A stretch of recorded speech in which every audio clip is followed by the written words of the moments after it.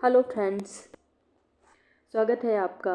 तो हमने learning and teaching जो टॉपिक है हमने फिनिश किया था। ठीक है, हमारा जो है सॉल्व हो चुका है।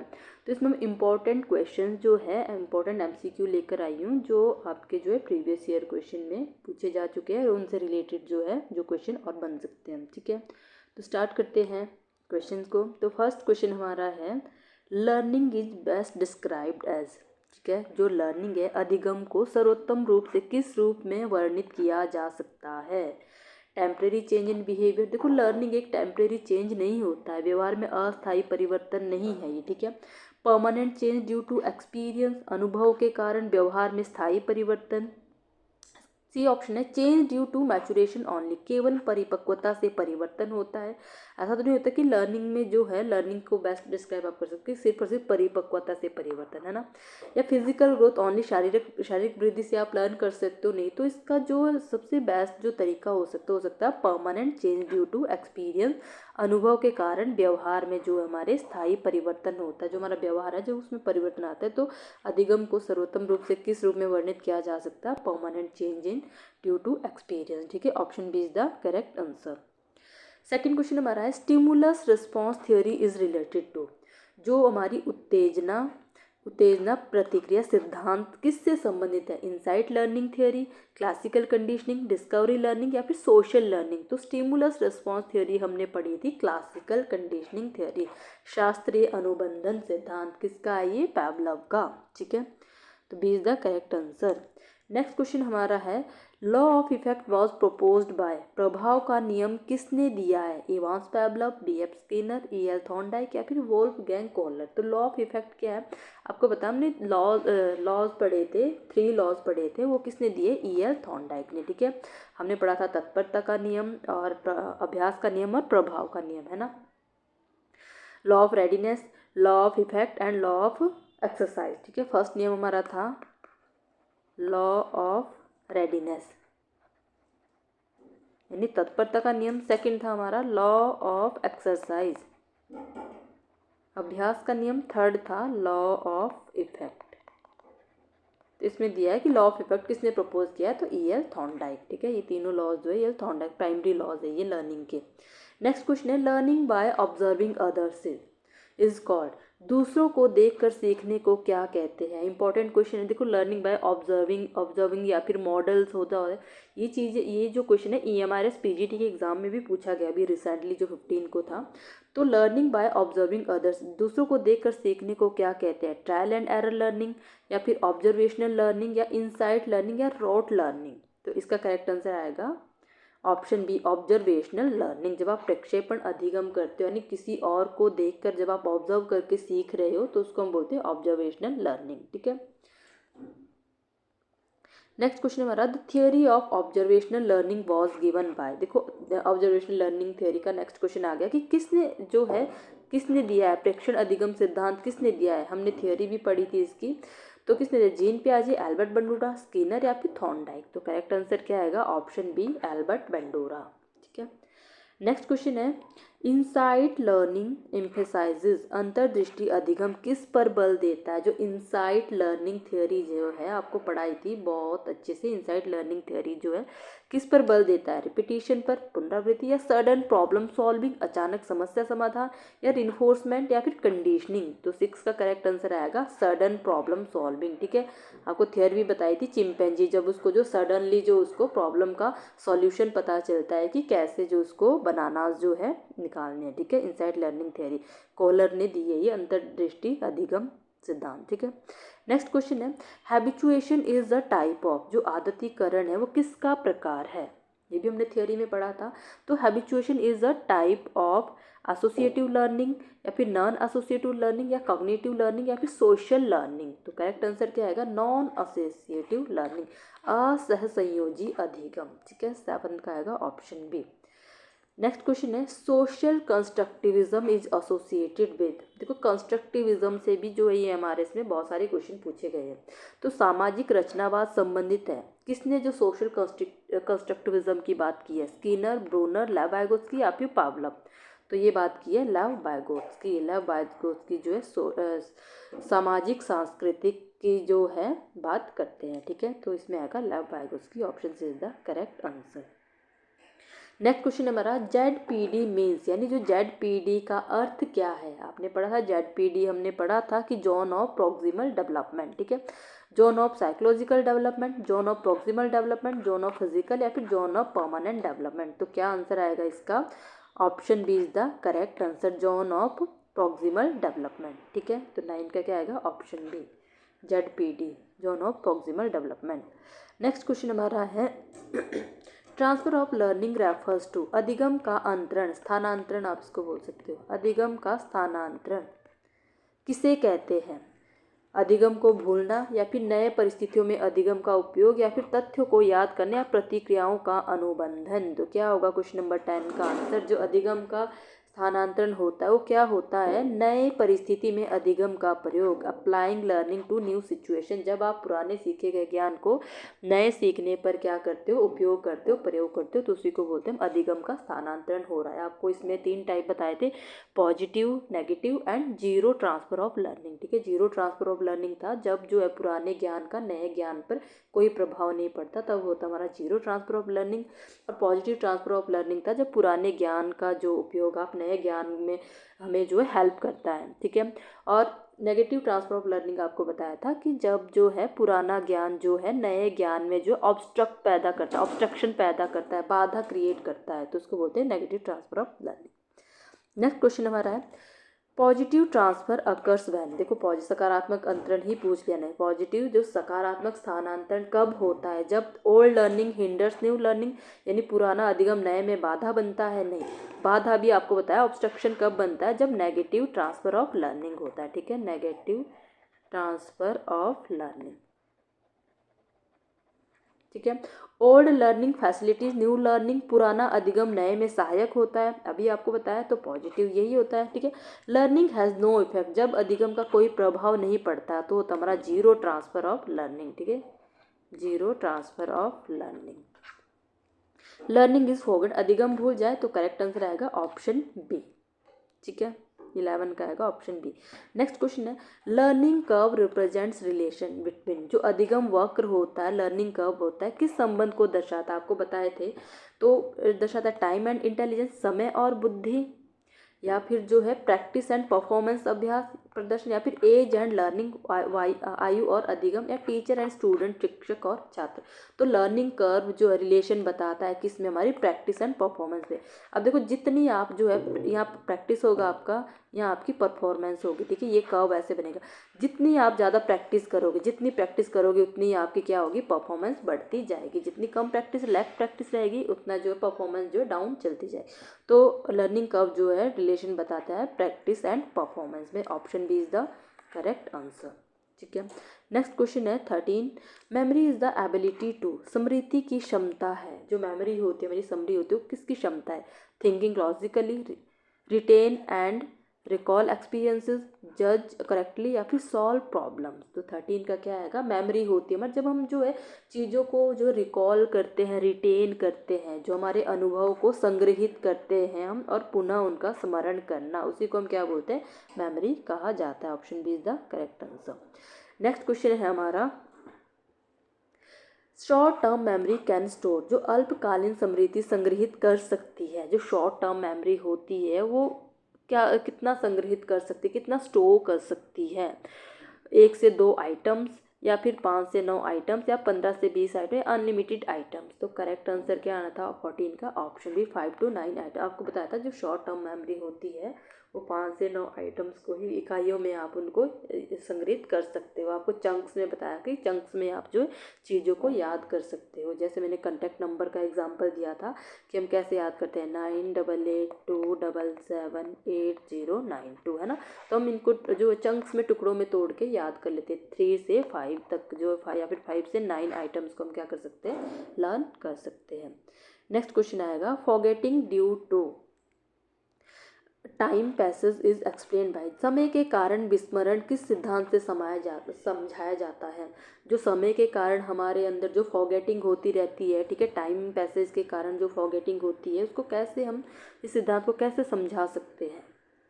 Interference theory, trace decay theory या फिर मोटिवेशन थियरी या इंसाइट थियरी। तो 15 का आंसर क्या आएगा, ट्रेस डीके थियरी। ठीक है, हमने जो ये थियरी अच्छे से की है, जो स्मृति चिन्ह क्षय सिद्धांत होता है, तो इसके द्वारा हम इसको समझा सकते हैं। नेक्स्ट क्वेश्चन आएगा, question number 16। Teacher as a facilitator means, जो शिक्षक होता है सुविधादाता के रूप में, उसका नियंत्रण क्या होता है, कंट्रोल्स ऑल एक्टिविटी, सभी गतिविधियों को नियंत्रित करता है, या फिर हेल्प्स लर्नर कंस्ट्रक्ट नॉलेज, या शिक्षार्थियों को ज्ञान निर्माण में सहायता कर। देखो ऐसा नहीं कि टीचर स्वयं अगर सभी गतिविधियों को नियंत्रित कर रहा है, ठीक है, तो वो फैसिलिटेटर का काम नहीं कर रहा है, सुविधादाता का काम नहीं कर, जब वो सभी गतिविधियों को खुद ही कंट्रोल कर रहा है, उसको जो स्टूडेंट्स पे छोड़ना चाहिए, उनके जो है उनका जो नॉलेज जो कंस्ट्रक्ट कर रहे हैं अपनी, उसमें उनको हेल्प कर सकते हो, तो टीचर का रोल फैसिलिटेटर के रूप में तब जाना जा सकता है। थर्ड ऑप्शन इसमें, ओनली डिलीवर लेक्चर, केवल व्याख्यान विधि, ये तो हो नहीं सकता। मेंटेन स्ट्रिक्ट डिसिप्लिन, कठोर अनुशासन, नहीं। तो option B is the correct answer, यानी शिक्षार्थियों को ज्ञान निर्माण में सहायता करता है। ठीक है, नेक्स्ट क्वेश्चन है 17। Teaching is considered effective when, शिक्षक प्रभावी माना जाता है जब टीचर डोमिनेट्स हो, शिक्षक हावी हो। ठीक है, लेकिन शिक्षक हावी होगा तो टीचिंग जो प्रभावी नहीं हो सकती। लर्नर्स एक्टिवली पार्टिसिपेट, शिक्षार्थी सक्रिय भाग ले, हो सकता है। Only text book is used, केवल पाठ्य पुस्तक प्रयोग हो, नो। साइलेंस इज मेंटेन, पूर्ण शांति हो। तो option B is the correct answer, learner actively participate, शिक्षार्थी सक्रिय भाग ले। ठीक है, नेक्स्ट क्वेश्चन है, teaching is a profession because it has, शिक्षक एक पेशा है क्योंकि इसमें स्पेशलाइज्ड ट्रेनिंग होती है, या फिर कोड ऑफ एथिक्स, या सोशल रिस्पॉन्सिबिलिटी, या फिर ऑल ऑफ द अबव। तो teaching is a profession because, ठीक है, शिक्षण एक पेशा है क्योंकि इसमें जो है, देखो स्पेशलाइज्ड ट्रेनिंग, विशेष प्रशिक्षण भी जरूरी है, कोड ऑफ एथिक्स, नैतिक आचार संहिता, सोशल रिस्पॉन्सिबिलिटी, सामाजिक, तो all of this is the correct answer, option D. Next question है, डाइवर्स लर्नर रेफर्स टू, जो विविध शिक्षार्थी होते हैं उनसे क्या आप समझते हो, क्या तात्पर्य है, जो डाइवर्स लर्नर, पता है आपको। ठीक है, तो 19 में ऑप्शन देखते हैं, लर्नर्स विद सेम एबिलिटीज, समान क्षमता वाले शिक्षार्थी। तो समान क्षमता वाले शिक्षार्थी तो डाइवर्स कैसे हो सकते हैं, एक दूसरे से विभिन्न कैसे हो सकते हैं, विविध कैसे हो सकते हैं। लर्नर्स फ्रॉम डिफरेंट बैकग्राउंड, विभिन्न पृष्ठभूमि वाले शिक्षार्थी। ओनली गिफ्टेड लर्नर्स, केवल प्रतिभाशाली तो नहीं हो सकते जो डाइवर्स लर्नर होते हैं। या फिर ओनली स्लो लर्नर, केवल मंदबुद्धि शिक्षार्थी। तो इसमें आंसर आपका आएगा option B, learners from different background, विभिन्न पृष्ठभूमि वाले शिक्षार्थी को हम बोल सकते हैं डाइवर्स लर्नर। नेक्स्ट क्वेश्चन है, लर्निंग स्टाइल्स इंडिकेट, अधिगम शैलियाँ दर्शाती है। टीचिंग मेथड्स, शिक्षण विधियाँ, या फिर प्रेफर्ड वे ऑफ लर्निंग, सीखने की पसंदीदा विधि, या इंटेलिजेंस लेवल, या एग्जामिनेशन पैटर्न।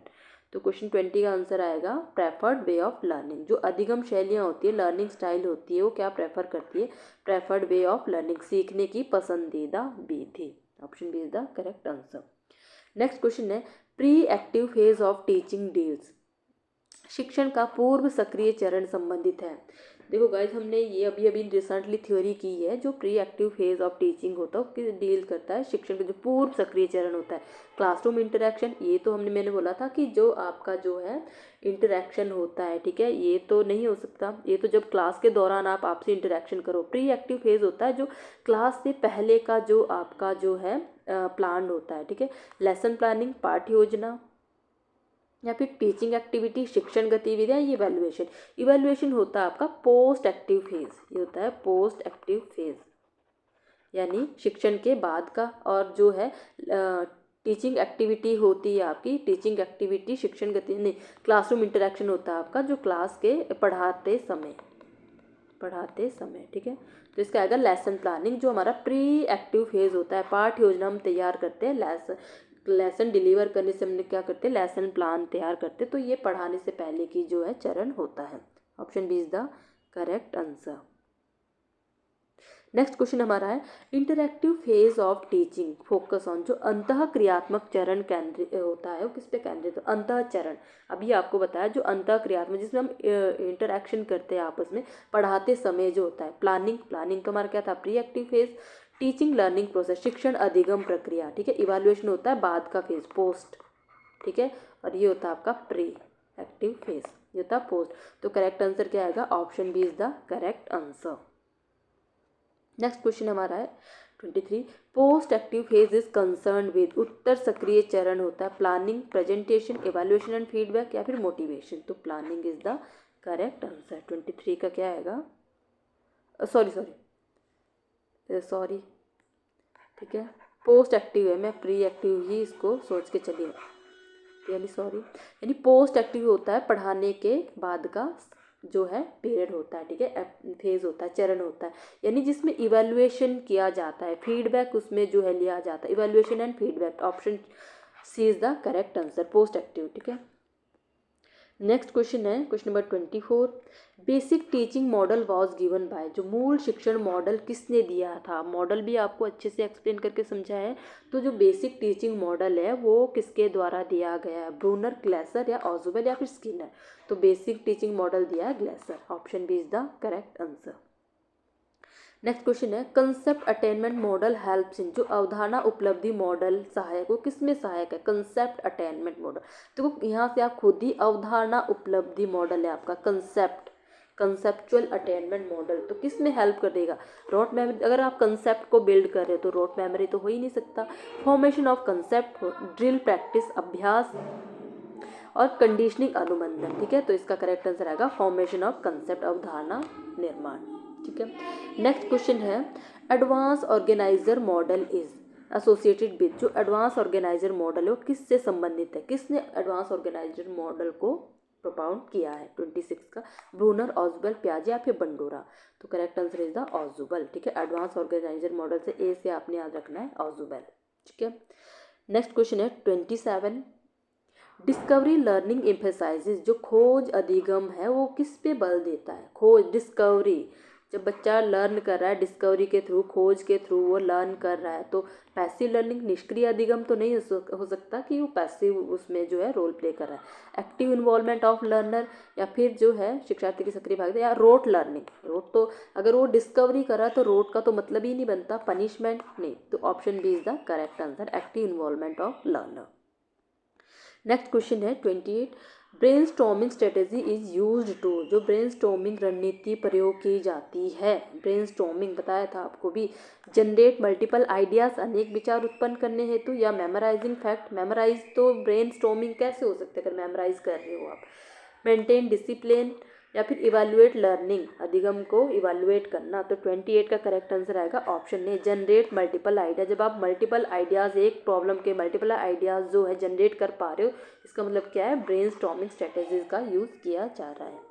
नेक्स्ट क्वेश्चन है 29, role play methods help in developing, जो रोल प्ले मैथड है वो हेल्प करता है किसमें, भूमिका निर्वहन विधि विकसित करती है, सोशल स्किल्स, सामाजिक कौशल, एम्पैथी, सहानुभूति, एटीट्यूड, अभिवृत्ति या फिर ऑल ऑफ दी अबव। अब रोल प्ले आपको बताए, तो रोल प्ले देखो इसमें जो सोशल स्किल्स, सामाजिक स्किल को भी ये क्या करता है, विकसित करता है। जब आप रोल प्ले करोगे, एम्पैथी, सहानुभूति भी, बिना सहानुभूति का आप रोल प्ले कैसे कर सकते हो, एटीट्यूड, अभिवृत्ति को भी ये जो है विकसित करता है। तो करेक्ट आंसर आएगा option D, all of the above. Next question हमारा, क्वेश्चन लास्ट है, क्वेश्चन 30 हमारा। तो क्वेश्चन क्या है, factors affecting teaching learning process include, शिक्षण अधिगम प्रक्रिया को प्रभावित करने वाले कारक क्या है। जो शिक्षण अधिगम होता है हमारा, टीचिंग लर्निंग प्रोसेस होता है, उसको कौन से फैक्टर अफेक्ट करते हैं, टीचर क्वालिटी, शिक्षक की गुणवत्ता, ठीक है, पढ़ा था हमने, ठीक है, लर्नर रेडीनेस, शिक्षार्थी की, जब तक जो है एक शिक्षार्थी रेडी नहीं होता है किसी चीज़ को सीखने के लिए, तब तक जो हमारा शिक्षण अधिगम जो है अधिगम नहीं कर सकता है। लर्निंग एनवायरनमेंट, अधिगम वातावरण भी प्रभावित करता है। तो तीनों ही ऑप्शन से ये, तो all of the above is the correct answer, ठीक है, क्लियर है। तो ये 30 क्वेश्चन जो आपके लिए learning and teaching and learning chapters हमने कंप्लीट की थी, थियोरी हमने उसके 4 के 4 यूनिट खत्म कर लिए और 30 क्वेश्चन लेके आई हूँ आपके लिए। अब इसके जो कुछ एक क्वेश्चन और लेके आऊँगी जो आपके प्रीवियस ईयर जो सेंट्रल लेवल एग्जाम में भी पूछे गए हो, तो हम उनको जो है सॉल्व करेंगे। एक वीडियो में हम इन कुछ क्वेश्चन और सॉल्व कर लेंगे, इसके बाद हम जो है नेक्स्ट टॉपिक स्टार्ट करेंगे, ठीक है। तो थैंक यू गाइज, आज के लिए इतना ही, thank you so much. And video अगर आपको पसंद आई हो तो लाइक, शेयर, सब्सक्राइब, कमेंट करना ना भूलें। ज़रूर लाइक, शेयर, कमेंट कीजिए और वीडियो को शेयर ज़रूर करो, आपको जो है एग्ज़ाम में हेल्पफुल रहेगा, ठीक है। Thank you.